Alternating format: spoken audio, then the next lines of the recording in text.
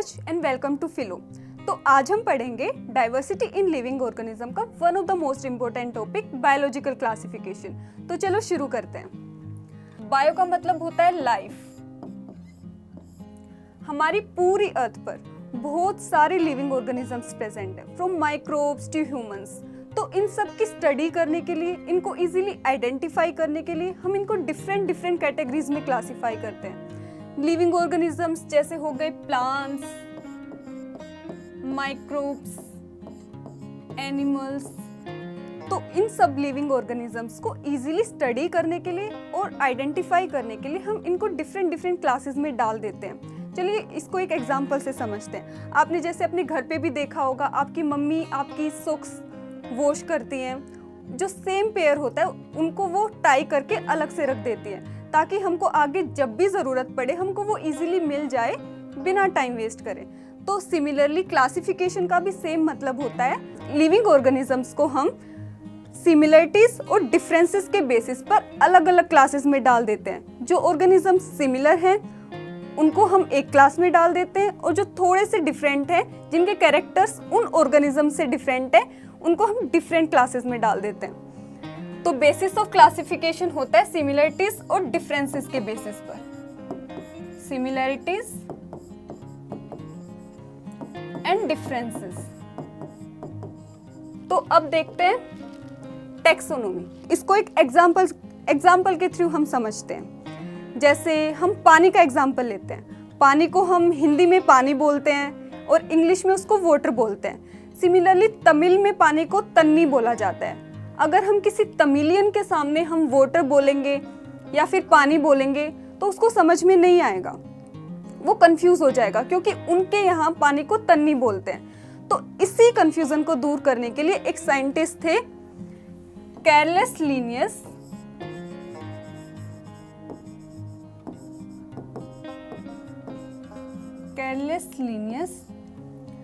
उन्होंने सभी living organism को एक साइंटिफिक नेम दिया, जो पूरे वर्ल्ड में वो लिविंग ऑर्गेनिजम्स उसी नाम से जाने जाते हैं।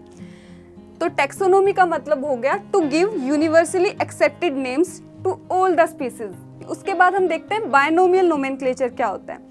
बायनोमियल का मतलब होता है जो भी लिविंग ऑर्गेनिजम्स हैं, हम उनको एक साइंटिफिक नेम जो देते हैं उनको हम टू पार्ट्स में डिवाइड करते हैं। फर्स्ट होता है जीनस नेम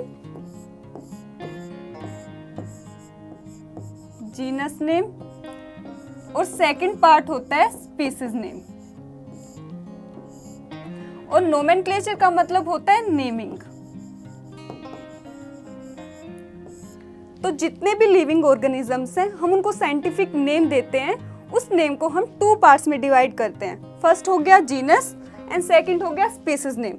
चलिए इसको एक एग्जाम्पल के थ्रू हम समझते हैं। एग्जाम्पल, होमो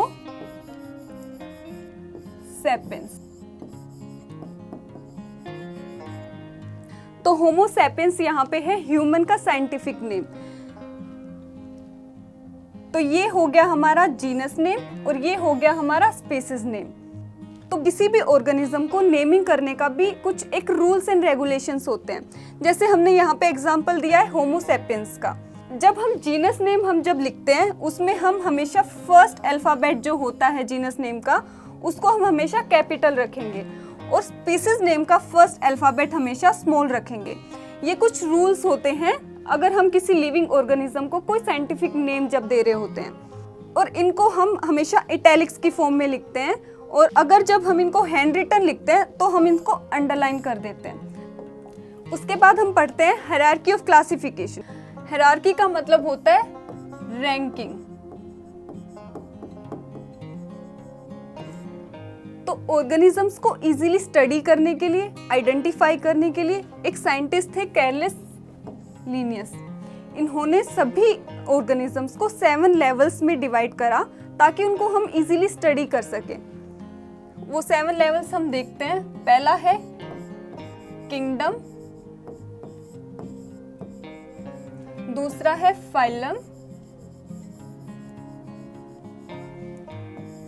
थर्ड है class, order, family, genus and species। तो आप सोच रहे होंगे कि ये क्या है?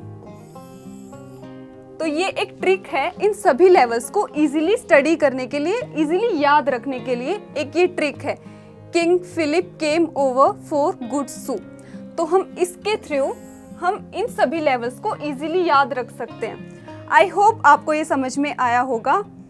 अगर आपको फिर भी कोई प्रॉब्लम है, आप नीचे कमेंट सेक्शन में मेंशन करके बता सकते हैं।